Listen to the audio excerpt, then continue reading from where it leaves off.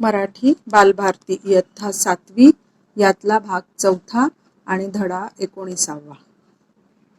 धडा 19वा आहे धोंडा. पान क्रमांक 90. हा धडा लिहिला आहे संजय ढोले यांनी. ही पाठाचा परिचय असा आहे की हे एक विज्ञान कथा आहे. जिज्ञासू वृत्तीचा म्हणजे जाणून घेण्याची वृत्तीचा राजू नावाचा एक मुलगा असतो. त्याला एक दगड मिळतो आणि तो दगड रात्री चककताना दिसतो.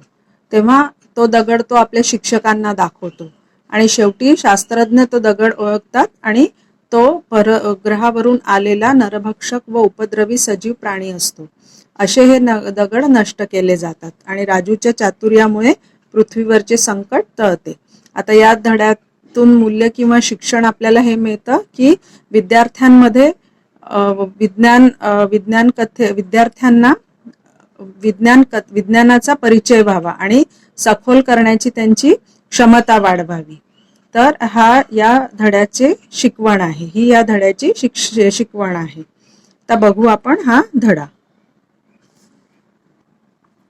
राजू हा चौकस बुद्धीचा जिज्ञासू मुलगा, सतत काही ना काही उद्योग करणारा, खूप प्रश्न विचारणारा. चौकस बुद्धीचा, चौकस म्हणजे कुतूहल मिश्रित आणि जिज्ञासू म्हणजे जाणून घेण्याची वृत्ती. सतत काही ना काही उद्योग करणारा, खूप प्रश्न विचारणारा. 1/1 म्हणजे किती, 0/1 म्हणजे किती, यात फरक काय, सूर्याचं तापमान किती, असे प्रश्न विचारून भंडावून सोडणारा. भंडावून सोडणे म्हणजे हैराण करणे. हा राजू रस्त्यात त्याला काही नवीन वस्तू अथवा प्राणी दिसला म्हणजे तो त्या अशातच रमत असे. आजही शाळेतून येताना नेहमीप्रमाणे राजूचे मित्र पुढे निघून गेले. संधीप्रकाश अंधुक होऊ लागला होता. राजू एक एक दगड उचलून बॉलिंग करावी तसा फेकत रस्त्याने चालला होता. अचानक एक गुळगुळीत दिसणारा पण स्पर्शाला खरखरीत असा दगड राजूच्या हाती लागला. त्यानं तो नेहमीप्रमाणे फेकला, पण तो घरंगळत न जाता उड्या मारत अपेक्षेपेक्षा खूपच अंतरावर जाऊन थांबला. म्हणजे घरंगळत म्हणजे गडगडत. म्हणजे दगड त्यांनी फेकला तर तो दगड घरंगळत गेला म्हणजे गडगडत किंवा सरपटत गेला. गाडीला ब्रेक लागावा तसा. राजूला आश्चर्य वाटलं. तो थोडा वेळ थबकला. थबकणे म्हणजे थांबणे. जास्त बल न लावता फेकलेला दगड एवढ्या लांबपर्यंत गेला कसा? त्यानं दुसरा धोंडा उचलला. धोंडा या शब्दाचा अर्थ गोल खरखरीत दगड. खूप जोर लावून त्यानं तो फेकला, पण पूर्वी फेकलेल्या गुळगुळीत धोंड्यापर्यंत न पोचलेला पाहून राजू थोडा धास्तावला. धास्तावणे म्हणजे घाबरणे. त्याला काहीच कळत नव्हतं. आता आधीचा जो दगड होता तो जास्त बल न लावता म्हणजे जास्ती ताकद न लावता तो फार लांब गेला म्हणून त्याला भीती वाटली. हा अनुभव त्याला वेगळाच होता. काय करावं त्याला सुचत नव्हतं. कदाचित हा भ्रम असू शकेल म्हणून त्यानं तो धोंडा पुन्हा फेकण्याचं ठरवलं. यावेळेस तो गुळगुळीत दिसणारा पण खरखरीत वाटणारा धोंडा त्यानं उचलून पूर्वीपेक्षा खूपच कमी बलानं फेकला आणि चेंडू जसा उड्या मारत जातो, खोडकर मुलं जशी उड्या मारत पळतात तसाच तो धोंडा पूर्वीपेक्षाही उंच उड्या मारत गेला व थांबला. राजूला या नवीन धोंड्याची थोडी गंमत वाटली. एक नवीन खेळणंच आपल्या हाती लागल्याचा आनंद त्याच्या चेहऱ्यावर दिसत होता. हा धोंडा काहीतरी विलक्षण असल्याची जाणीव त्याला झाली. विलक्षण म्हणजे अजब. शाळा सुटून बराच वेळ झाला होता. अंधार दाटून आल्यानं हा खेळ राजूला थांबवावा लागला. तो विलक्षण धोंडा त्याने उचलला. अजून काही वेगवेगळ्या प्रकारचे दगड त्याने गोळा केले होते. राजू घरी आला. घरी नेहमीप्रमाणेच त्याचं स्वागत होणार होते. स्वागत होणार होते म्हणजे उशीर झाल्यामुळे त्याचे बाबा त्याला रागवणार होते. राजूचे वडील बाबा पाटील कडक शिस्तीचे आणि करारी म्हणजे कठोर विचारांचे होते. घरी येताच बाबांचा करडा स्वर राजूच्या कानी पडला. करडा स्वर म्हणजे हुकूमत असलेला आवाज. राजू, कुठे होतास इतक्या वेळपर्यंत? शाळा सुटल्यानंतर मी खेळत होतो. काय खेळत होतास? दगडधोंडे. बाबांचा वैतागलेला स्वर. हो, राजूचा हुंकार. बाबांनी राजूच्या खिशातील सर्व दगडधोंडे काढून बाहेर भिरकावले. फेकलेल्या त्या गुळगुळीत धोंड्याकडे राजू आशाभूत नजरेने पाहत राहिला. आशाभूत नजरेने पाहणे म्हणजे केविलवाणे होणे. रात्र बरीच झाली होती पण राजूला झोपच येत नव्हती.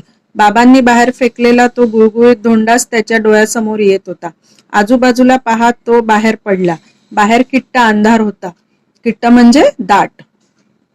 तो धोंडा त्याला कुठे सापडणार होता? तरी देखील बाबांनी जिथे ते सर्व दगडधोंडे भिरकावले ती जागा त्यानं शोधून काढली. पण धोंडा काही सापडेना. भिरकावणे म्हणजे फेकून देणे. राजू कष्टानं उठला. शेवटचा प्रयत्न म्हणून झुडपांमध्ये शोधण्याचा निर्णय घेतला. तिकडे जात असताना गर्द झुडपात राजूला काहीशी अंधुकशी चकाकी असलेला तो धोंडाच दिसला. रात्रीच्या वेळी हा असा असतो तर. कुठलीही भीती न बाळगता राजूने झुडपात हात घालून तो धोंडा काढला. दबक्या पावलानं, दबक्या म्हणजे हलक्या पावलानं, घरात येऊन टेबलाचा ड्रॉवर हळूच उघडला व त्याने सगळे दगडधोंडे एका कोपऱ्यात ठेवले. सकाळी उठल्यावर राजूने टेबलाचा संपूर्ण ड्रॉवर उघडला. धोंड्याबरोबर सोबत असलेले इतर 3-4 दगड त्याला सापडले नाहीत. राजूने धोंड्याकडे निरखून पाहिलं. तो आकारानं काहीसा फुगीर भासला. फुगीर म्हणजे फुगलेला. उचलताच पूर्वीपेक्षा जडही जाणवला. हा आपल्याला भास होतोय की काय? राजूला कसलाच अर्थबोध होत नव्हता. अर्थबोध न होणे म्हणजे काही न समजणे. तेवढ्यात आईच्या हाकेनं तो विचारशृंखलेतून बाहेर आला. विचारशृंखला म्हणजे विचारांची साखळी. शाळेत जाताना राजूनं सर्वांची नजर चुकवत तो धोंडा हळूच आपल्या दप्तरात ठेवला. त्या धोंड्यामुळे राजूच्या मनात कुतूहल जागृत झाले होते. कुतूहल जागृत होणे म्हणजे उत्सुकता निर्माण होणे. रात्री कुणालाही न दाखवता राजूनं तो धोंडा पुन्हा आधीच्या ठिकाणी ड्रॉवरमध्ये ठेवला व फारसा कुणाशी न बोलताच झोपी गेला. मध्यरात्री एखाद्या स्वप्नातून उठावं तसा तो गडबडून उठला. आई शेजारीच झोपली होती. त्यानं तिला उठवलं पण ती उठली नाही. टाचणी पडल्याचा आवाज होताच उठणारी आई एवढी गाढ कशी झोपली याचंच त्याला आश्चर्य वाटत होतं. तेवढ्यात त्याचं लक्ष टेबलाकडे गेलं व तो चकित झाला. जिथं धोंडा ठेवला होता त्या बंद ड्रॉवरच्या फटीतून प्रखर प्रकाशकिरणं बाहेर त्याला येताना दिसली. एखाद्या चुंबकाकडे आकर्षित व्हावं तसा राजू टेबलाकडे ओढला गेला. नकळत त्यानं ड्रॉवर उघडला. उघडताच ती खोली प्रकाशानं झळकून गेली.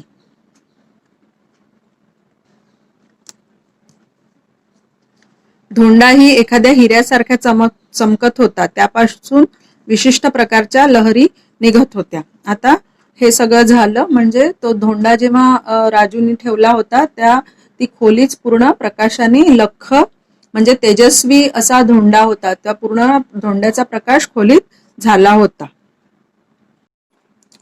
पान क्रमांक 92. त्या प्रखर प्रकाशातही आई व बाबा झोपलेले पाहून राजू गांगरला. गांगरणे म्हणजे गोंधळणे. कदाचित या धोंड्यामुळेच ते झोपले असावेत असा त्यानं तर्क काढला. तर्क करणे म्हणजे अंदाज काढणे किंवा अंदाज लावणे. धोंड्यापासून निघणाऱ्या प्रकाशलहरी त्याच्या आईबाबाच्या व परिसरातील इतर सजीव प्राण्यांच्या मेंदूच्या लहरींशी जोडल्यानं ते गाढ झोपेतून उठणं शक्य नव्हतं. पण राजू स्वतः त्याच वेळेत स्वप्नसृष्टीत असल्यानं धोंड्यापासून निघणाऱ्या लहरी त्याच्या मेंदूशी जुळू शकल्या नव्हत्या. म्हणून या महत्वाच्या क्षणी राजू जागा झाला होता. आता हे सगळं कशामुळे होत होतं तर हे त्या धोंड्याचं म्हणजे धोंडा जो होता तो काहीतरी वेगळा होता म्हणून हे सगळं घडत होतं. हे सर्व राजूच्या आकलना पलीकडे होतं. आकलना पलीकडे म्हणजे समजण्याच्या पुढचं होतं. प्रखर प्रकाश फेकणाऱ्या धोंड्याकडे राजू जास्त काळ पाहू शकला नाही. त्यानं आपली नजर दुसरीकडे वळवली. क्षणानंतर डोळे उघडून त्यानं लख्ख प्रकाशात पुन्हा त्या प्रकाशमय धोंड्याकडे पाहिलं. लख्ख म्हणजे तेजस्वी. प्रकाशमय धोंड्याची हालचाल पाहून तो शहारला. शहारणे म्हणजे अंगावर काटा येणे. धोंडा वेडावाकडा होऊ लागला. त्याच्यापासून दुसऱ्या एका लहान धोंड्याची निर्मिती पाहून तर राजू घाबरला. दगडापासून दगड त्याला काहीच सुचत नव्हतं. नुकत्याच जन्मलेल्या त्या लहान धोंड्याची हालचाल पाहून राजूला भीतीमिश्रित गंमत वाटली. राजू छोट्या धोंड्याला स्पर्श करण्याचा मोह त्याला झाला, पण तो त्याने टाळला. 2 प्रकाशमय धोंडे आता त्याला स्पष्ट दिसत होते. म्हणजे आता काय झालं, पहिले एकच धोंडा होता, आता त्या धोंड्यापासून एक दुसरा धोंडा तयार झाला. म्हणजे 2 धोंडे त्याला दिसत होते. धोंड्यांचा प्रकाश हळूहळू लुप्त होऊ लागला तसा राजूच्या मेंदूवर झोपेचा अंमल चढू लागला. अंमल चढणे म्हणजे अधीन होणे, म्हणजे राजूला झोप येऊ लागली. सकाळी उठताच रात्रीचा स्वप्नवत प्रसंग राजूला आठवला. स्वप्नवत म्हणजे स्वप्नासारखा प्रसंग. तसाच वेगानं तो टेबलाकडे धावला. आत एक लहान व दुसरा मोठा धोंडा पाहून त्याचं हृदय धडधडलं. हृदय धडधडणे म्हणजे घाबरले. आता 2 धोंडे पाहून त्याला असं वाटलं की रात्रीचं जे मी पाहिलं ते स्वप्न होतं, पण जेव्हा त्यांनी पाहिलं ते खरंच होतं. मग त्याला भीती वाटायला लागली, म्हणजे तो घाबरला. रात्री आपण जे काही पाहिलं ते खरंच असल्याची त्याची खात्री पटली. दोन्ही धोंडे त्यानं खिशात टाकले. राजू शांतपणे आपली तयारी करून शाळेत निघून गेला. शाळेत येताच राजूनं शिक्षकांना, मित्रांना त्या धोंड्याविषयी सांगण्याचा प्रयत्न केला, पण त्याचा हा नेहमीचाच विचित्रपणा असेल म्हणून त्यांनी टाळलं. आता राजू शाळेत आल्यावर त्यांनी शिक्षकांना किंवा मित्रांना सांगितलं, पण राजू हा खोडकर वृत्तीचा आहे असं सगळ्यांना वाटलं, म्हणून त्यांनी दुर्लक्ष केलं. तो निराश झाला. कुणीच ऐकत नाही म्हटल्यावर त्याची जास्तच घालमेल होऊ लागली. तो अस्वस्थ झाला. घालमेल होणे म्हणजे मन अस्वस्थ होणे. त्याच दिवशी शाळेत विज्ञान मंडळातर्फे प्रसिद्ध विज्ञान कथाकार श्री अनिल धोंडे यांचं व्याख्यान होतं. त्यांनी अंतराळासोबतच परग्रहावरील जीवसृष्टी संबंधीची कथा सांगितली. राजूनं त्यांची कथा बारकाईनं ऐकली. त्यानंतरचा राजूचा पूर्ण दिवस अस्वस्थतेत गेला. त्यानंतर त्यानं एक ठाम निश्चय केला. ठाम निश्चय करणे म्हणजे पक्का निर्धार करणे. राजूच्या ठाम निश्चयाला त्याच्या बाबांचाही पाठिंबा मिळाला. राजूच्या शाळेतील पाटील सरांनी राजू व त्याच्या बाबांना प्रसिद्ध शास्त्रज्ञ डॉक्टर अनिल धोटे यांच्याकडे नेले. त्यानंतर काही दिवसांनी डॉक्टर अनिल धोटे यांच्या समवेत त्यांचे शास्त्रज्ञ मित्र डॉक्टर कसबे व डॉक्टर पंडित हे राजूच्या शाळेत आले. पाटील सरांनी शाळेतील सर्व मुलांना पाहुण्यांची ओळख करून दिली. श्री धोटे बोलू लागले.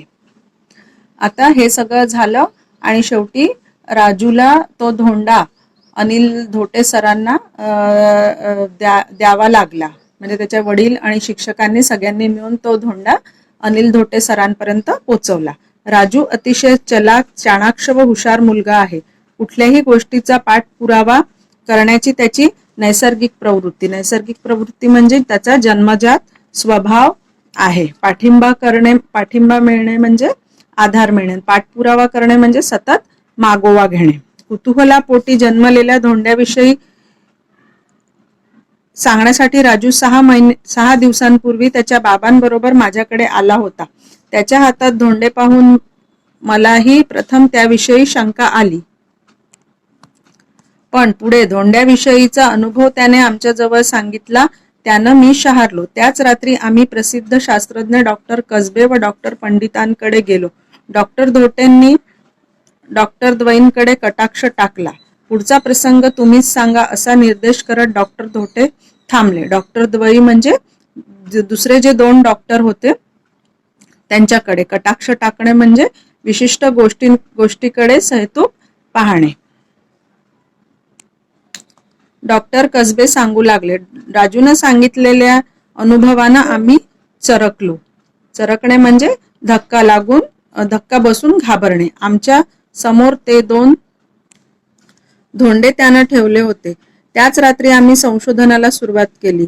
हा तुमचा छोटा राजूही आमच्या बरोबर होता. त्या धोंड्यातून आम्हाला धक्कादायक माहिती मिळाली. हे धोंडे दूरवर असलेल्या परग्रहावरील सजीव प्राणी होते. आपल्यापेक्षा कित्येक पटीने बुद्धिमान असेच धोंडे अमेरिकेच्या एका प्रांतात सापडल्याची नुकतीच बातमी आली आहे.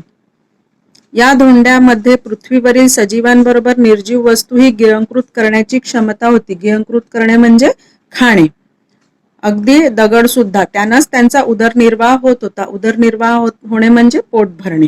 पर्यायानं प्रजनन क्षमता वाढून त्याच्यापासून दुसऱ्या धोंड्याची निर्मिती होऊ लागली होती. राजूने हे शोधलं नसतं तर काही वर्षातच मानवाचं उच्चाटन झाल्याखेरीज राहिलं नसतं. उच्चाटन करणे म्हणजे उखडून टाकणे. त्यासाठी दोंड्याचा नायनाट करणं आवश्यक होतं. त्यात आम्ही यशस्वी झालो. नायनाट करणे म्हणजे नाश करणे. या सर्वाचं श्रेय राजूलाच आहे. त्याच्यामुळे पृथ्वीवरील अरिष्ट टळलेलं आहे. पृथ्वीवरील अरिष्ट म्हणजे संकट. म्हणजे ह्या राजूमुळेच आज आपल्या पृथ्वीवरचं संकट टळलेलं आहे. तर अशी ही विज्ञान कथा आहे. पान क्रमांक 93. आता विद्यार्थ्यांमध्ये विज्ञानाचा विचार करण्याची क्षमता वाढावी म्हणून ही विज्ञान कथा आपल्याला ऐकवलेली आहे. ही काल्पनिक कथा आहे पण तरीही आपल्याला ऐकवलेली आहे.